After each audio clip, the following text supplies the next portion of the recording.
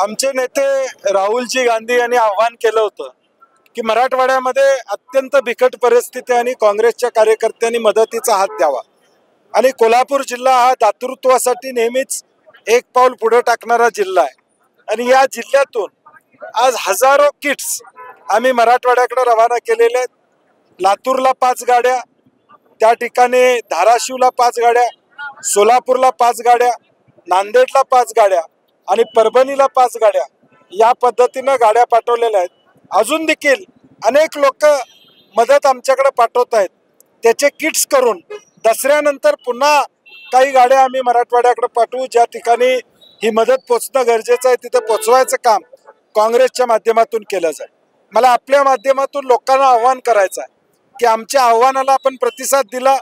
जीवनावश्यक वस्तू ह्या प्रचंड प्रमाणात काँग्रेसमध्ये आपण कमिटीमध्ये आणून दिल्या।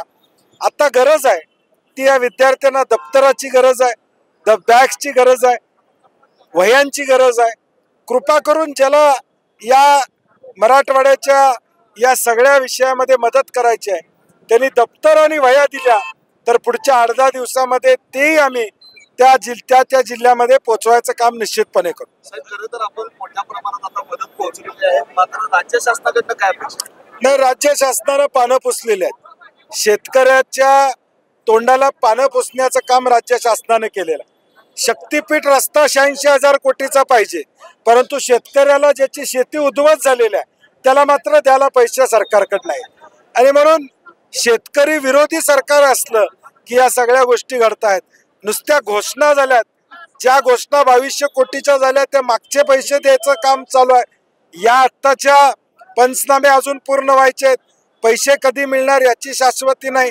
सानुग्रह अनुदान किमान त्या शेतकऱ्याला मिळालं पाहिजे होतं, ते अजून काही ठिकाणी पोचलेलं नाही आणि म्हणून संपूर्ण उदासीनता या सरकारची मराठवाड्याच्या दृष्टीनं किंवा मराठवाड्याच्या कडे बघण्याची आहे, त्याचा आम्ही निषेध करतो। ज्याप्रमाणे पीएम केअर पदातून मदत द्यावी असं त्यांनी मागणी केलेली आहे, तुम्ही कसं बघता? आम्ही म्हणतो ना, शक्तीपीठ सरकार रस्ता रद्द करा, म्हणजे गरज नसलेल्या प्रोजेक्टवर खर्च करण्यापेक्षा शेतकरी स्वतःच्या पायावर उभा राहील त्यासाठी मदतीचा हात द्या।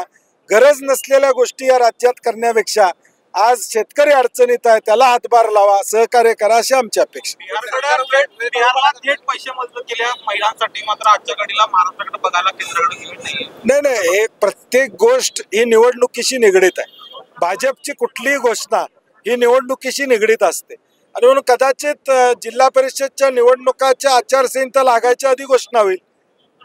सरकार वेळ काढून नाही, तेच ना, निवडणुकीच्या आचारसंहितेच्या आधी कदाचित घोषणा होईल।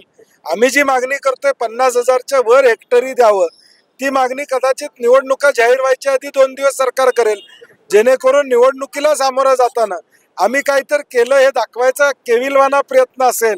परंतु ज्यावेळी अश्रू पडत होते त्यावेळी अश्रू पुसायला सरकार आलं नव्हतं। एखादा मंत्री जिल्ह्यात कुठल्या ठाण मारून बसलेला आहे का ते आपल्याला चित्र पाहायला मिळत नाही।